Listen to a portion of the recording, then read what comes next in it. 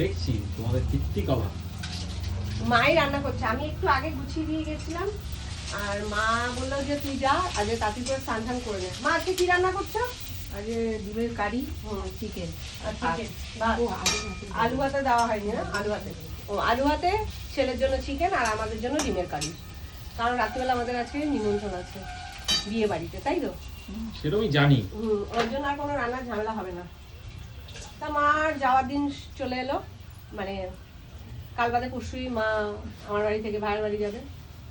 ভালো লাগছে না, এই টুকুর টুকুর টুকুর টুকুর টুকুর করে ঘুরে বেড়ায়, এটা করে সেটা করে। পরশু দিন থেকে সেটা আর হবে না।